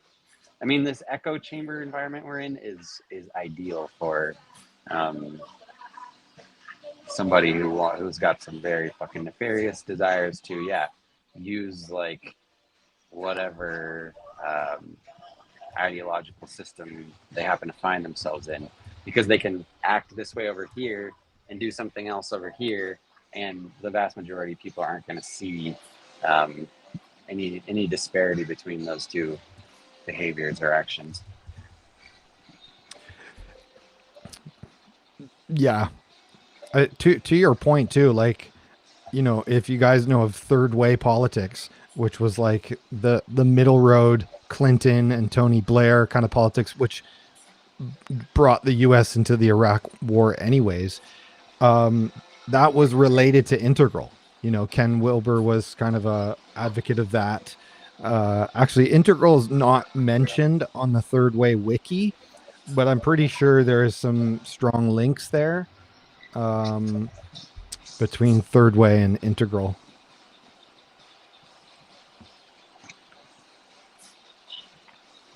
Which is an But- interesting bridge back to the session that we just had, right? Around like when it comes to like, I just think of like smaller coordination, right? Smaller coordination is fucking way easier than this like giga huge coordination. So is it possible for us to change the norms of and like nudge and massage them in a small space to the vibe that we are going for? And then like if that's true, then I think like we never, I got into this argument with this person on Twitter around like my aversion to the term of scale. And I think if we can create like the vibe in a small scale in an intimate setting that we're going for, I think that it just grows, like it stretches and like sort of wants to expand. Like the light, the warm glow of the cafe light like draws people in, and they see people laughing and smiling and they go, ooh, I want to have a part of that. And which then automatically gives us like the next, it's like the logical iteration of our challenge, which is, okay, now that we have these new fuckers in here, how do we get the vibe back to how it just was? Because like they will have done something to it. How do we get them like into the norm of the good vibe that we just had? And you know, fully taking maximalizing the fact that like these guys have got new jokes and like, you know, have new talent that could, you know, upend and make new possibilities in the vibe open up for us that weren't there before. So like all of this like fucking let's change the civilization shit is like, well, you know, is the vibe here like between us like the vibe that we're going for? If that's the case, then cool, let's add another dance partner. If not, like can we slow our fucking roll? Just like get good to where we're at. Anybody Yeah. else? Yeah. That all sounds good. I'm gonna hop off now just for a bathroom break and food, and then I think I might hop into Bruce's session for a little bit, and then finish binge watching the 3 Body Problem. So I'll just leave Word that up, with man. you guys. Okay, take So, care. thanks for hanging out again, Brent. You too. Cheers. Yeah, well, you were talking there. Something's been on my mind. I asked Brent this actually the other day in his session, but I don't know, because someone was asking me during Limicon, like, how many people do I feel like in my community or whatever that I could like have a conversation about any of this stuff with, you know? So I tried to think about it, and I'm like, yeah, it's probably like 5 of them, 5 or 6. But then I think about like the vibe of like that's so meta and blah blah blah. Like it does feel like in another way like that vibe is extremely prevalent in like everywhere. So I've been trying to wrestle with that like gap between like how I don't know. Is it just because like I'm just not? If I talk to more people, I would find they're already in this vibe, or is it like is there a small circle that's like how much does like Limicon and this like the people who are showing up to this, how much is there crossover with like that broader like cultural moment that seems like it's like because even in Limicon it's like everybody's talking about the movie Dune or something, so it's like that means like millions of people are watching this shit. It's not like it's not some small community really, or is it in some other way? Like that's what I find myself alive with while you were talking there. Let me see if I got you. So, like, are you wondering if like the sort of like the size and scale or the cultural relevance of around like the scene? Yeah, like, well, I guess also what I'm wondering about is you talked about like a vibe, right? Like I think a vibe is one thing, and then like thought within that vibe is maybe another thing. And so like a vibe is extremely easy to spread, I guess is I guess what I'm sitting with. I don't know.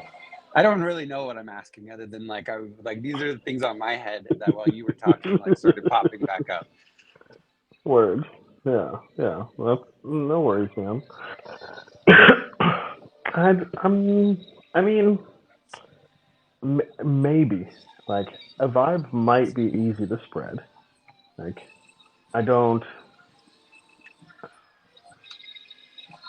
like spread might be a better word. Like, it might be able to like stretch. So in this argument around scale, like the word stretch came up, and I think stretch is a really good word that like it feels much more like yes, this is an organic process that has the opportunity to both expand but also like recognize if I stretch something, I can stretch it too far and then I fuck it up, right? And so like there's a particular elasticity that sometimes leads to catastrophic failure when I overdo it. and there's like in the like massage of that care with the notion of that catastrophic fail sort of around us. Like the progress doesn't have the same quality of breathlessness that I think the idea of scale does. Like scale kind of has this breathless fervor of like, how do we get our product to scale? How do we get in the next billion users? How do we become a unicorn? Like, and like that breathlessness is not the vibe, right? And like I think there was a particular thing that I don't know that I'm relating to like the space that you're in right now. May or may not be it. But one question that came up that I thought that I still think is a good metaphor is, it's possible to recognize like the specialness of one place, just one place, right? To say this place right here, this is magical, and then still like turn the rest of everything else into a fucking parking lot. Just be like, well, that's where the special is. Everything else is fucking mundane. Fuck everything else. Let's extract all the value and just make all the beauty disappear because there was none in the first place. But somebody who sees the specialness of all things is never going to be able to make that same move, right?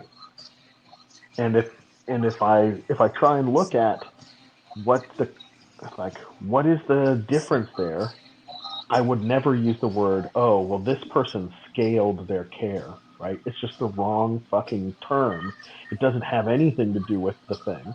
Or if I asked that second dude, that second nerd, if I said, hey, where did you learn to appreciate all things this way?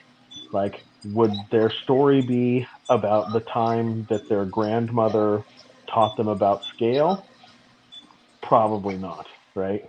So Yeah. it's that notion of scale has nothing to do. It's actually a little disgusting, I think, compared to. It's much more a thing that first nerd would say than that second nerd, I think, would sort of say. And like, it doesn't capture the vibe. Whereas stretch, I think, like maybe something around stretching is sort of appropriate. But to be honest, I'm not fucking really worried. Like, I don't know. I'm just trying to like get a few fucking nerds to hang out in a fucking call and have a better vibe than is outside of that call, to get a little vibe gradient and go, can we cook something up that feels a little like better than like standard issue? And if so, Yeah. then great. As you say that, actually, that's kind of the scale thing I resonate with a lot, because it's economy of scale. It's like, what you're just gonna. I think this word kept coming up in the session today too, of like duplicate. It's like when you're, and I think there's actually, that's what a lot of people who are, that we didn't talk quite about as much about that. We talked more about like the individual being like in its ego drive or whatever. But I think the other side of it is the ego, the individual is maybe legitimately protecting against duplication, because like it's just going to be like duplication will just lead to the scale thing. And I guess what I'm saying is like sort of the situation as I see is like, in some sense, to me, like this spread that I keep hearing talked about, it's like, to me, it's already spread. It's already everywhere. Like there's enough people that you can sort of like, if you just, you're just kind of looking for the right people that you in particular can vibe with and build something with or whatever. And so it's like for real. some of that work of like, we need to like get the word out there about this shit. That's what I mean. I think about like, no, it's like that's so meta is like a part of like the common fucking parlance of everyone in America today. They're on the globe pretty much. It's like that doesn't. It's not that we need to like convince everyone on the planet that like going meta is something special. That's already like common vernacular. It's more like, just where do you find within that who's using it in a way that like vibes with the way you mean it or something like that. Word. For real. I was on this fucking train.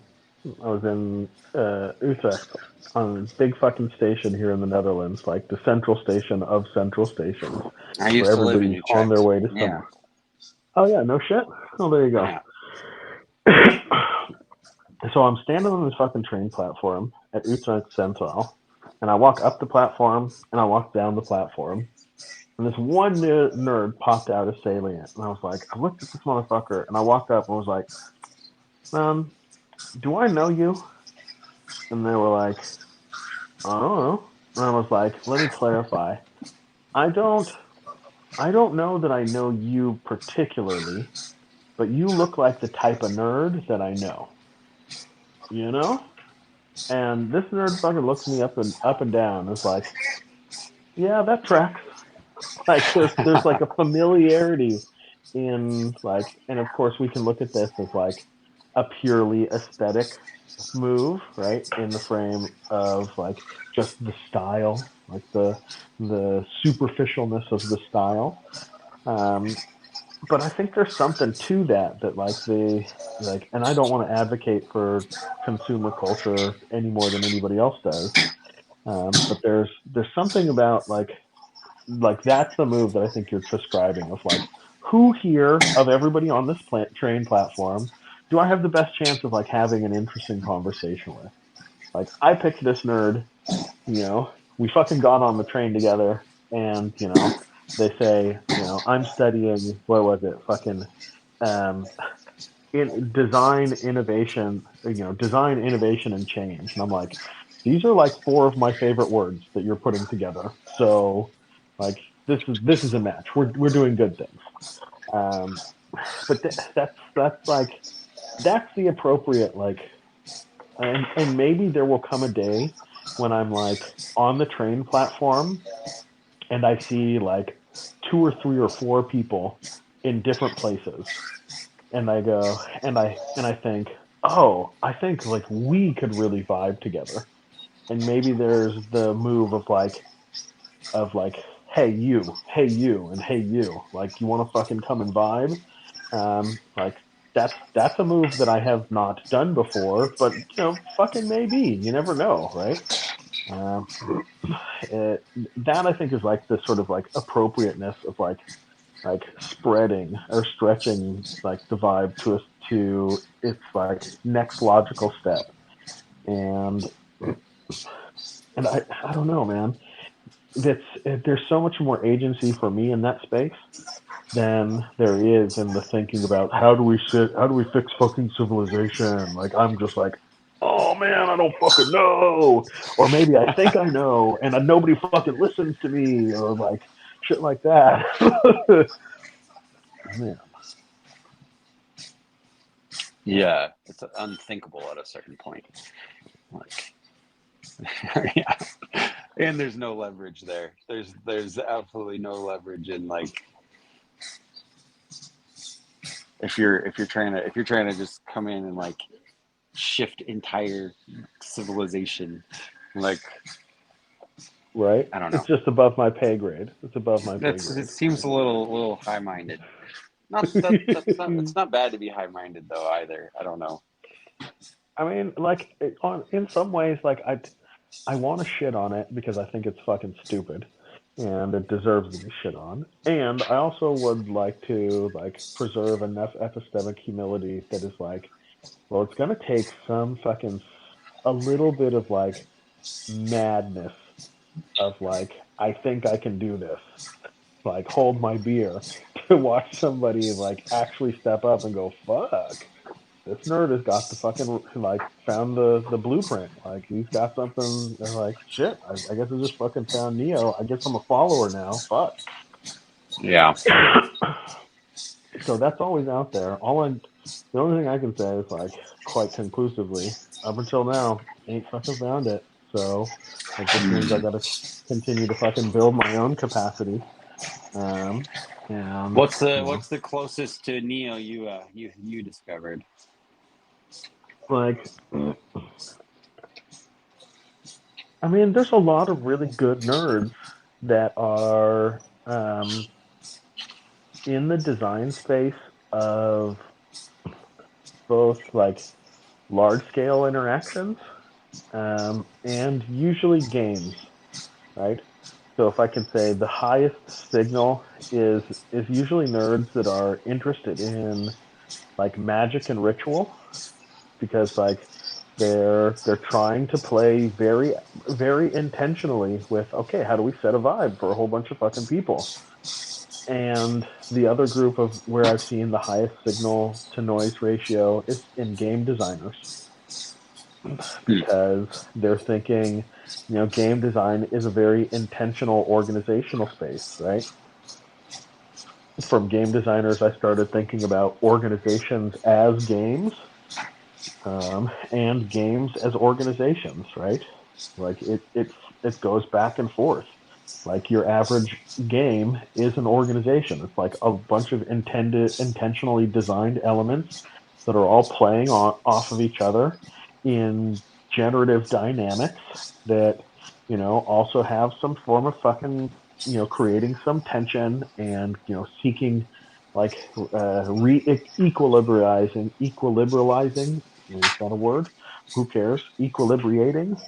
Fuck if I know. That sounds just as much like a bullshit word as far as I can tell. But anyway, games are all intentional space, right? And for me, like I think that's the move. It's like, can I express more intention, like pretty much everywhere? So can I do that at home with the kids? Can I? The answer to that is no. Like just no. That's fucking hard. Can I do that at work? Can I do that in the way I interact with my fucking neighbors? Can I just like have like, okay, I want it this way, right? And to make moves to see it the way I want it, right? And I mean that both from the perspective of like the fucking woo metaphysical, if I can see it the way I want it, then it is that way, because that's fucking how reality's a fucking state machine. If I fucking see the state, then the state comes up, bam, done, over, like no process required. And like, how can I fucking nudge it? And like when it's not the way I want to see, like how is it that I fucking can influence the norms of the context to like, have a little better vibe. Fuck. Hell yeah, that all sounds great to me. And yeah, I find not game designers necessarily, but people who work on like TV scripts, they're always world building. Or I know a metal artist here. I think she's got a lot of what you're talking about. That intentionality of literally putting your will into metal is Yeah. So yeah, dude, I hear you.